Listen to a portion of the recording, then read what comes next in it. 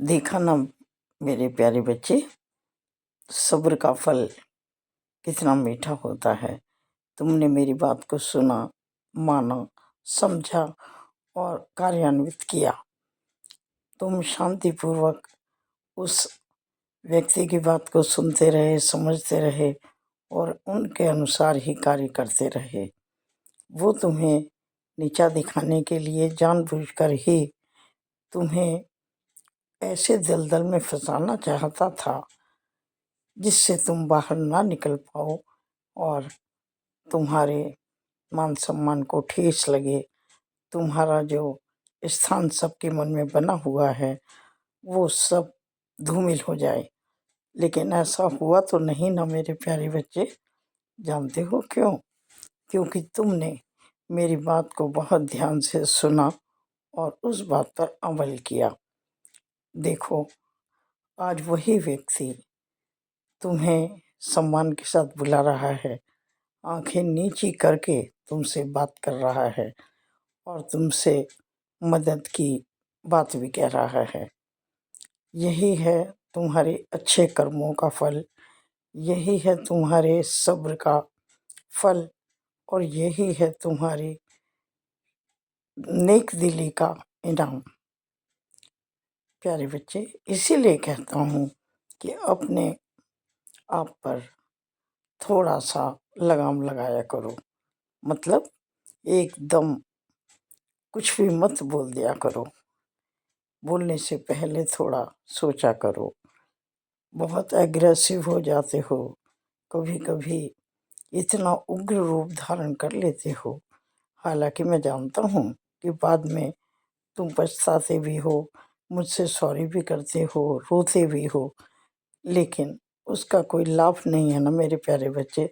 तुमने अपने आप को तो कष्ट दे दिया, तुम्हारा मन दुखी हो गया और तुम रोए भी, लेकिन सामने वाले को तो कोई फर्क नहीं पड़ा ना।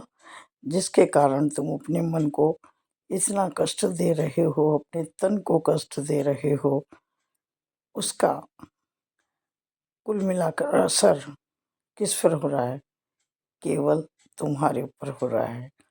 तो अपने आप को इतना व्यथित मत करो, इतना दुखी मत करो, अपनी आत्मा को, अपने आप को इतना मत सताओ। थोड़ा अपने ऊपर कंट्रोल करो, सोच समझकर शांतिपूर्वक निर्णय लो। जानते हो ना, जब पानी में उबाल आ जाता है, बहुत भाप बन रही होती है, पानी गर्म होता है, उसमें परछाई नज़र नहीं आती है ना। और जब पानी शांत होता है, साफ होता है, उसमें तुम अपनी परछाई देख सकते हो। बस यही बात है, जब तुम्हारे मन में क्रोध है, क्रोध का उबाल आया हुआ है तुम्हारे मन और मस्तिष्क में, उस समय जो तुम निर्णय लोगे वो कभी भी सही नहीं हो सकता। क्योंकि उस समय तुम बहुत क्रोध में हो, ना अपना भला बुरा देख पा रहे हो, ना दूसरे का। बस क्रोध में अपने आप को भस्म कर रहे हो और उस समय लिया हुआ निर्णय हमेशा घातक होता है और ये तुमने देखा भी है। इसीलिए मेरे प्यारे बच्चे, बार बार तुमसे कहता हूँ, मन को शांत रखो, खुद पर, मुझ पर और अपने कार्यों पर विश्वास करो। यही एक तरीका है जिससे तुम अपने विरोधियों को झुका सकते हो, उन विरोधियों को दिखा सकते हो अपनी औकात, उन विरोधियों को नीचा दिखा सकते हो, बिना कुछ बोले, बिना कोई लड़ाई झगड़ा किए, बिना उन्हें अपमानित किए। अपने व्यवहार से ही उन्हें झुकाना अच्छी बात है मेरे बच्चे।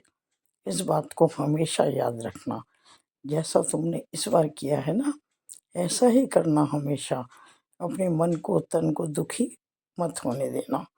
यदि कभी ऐसी परिस्थिति आए तो बहुत शांत मन से उसको मेरे ऊपर छोड़ देना, ईश्वर पर छोड़ देना। जहाँ पर तुम असमर्थ हो, मालिक वहाँ समर्थ है, तुम्हारी मदद ज़रूर करेगा। खुश रहो।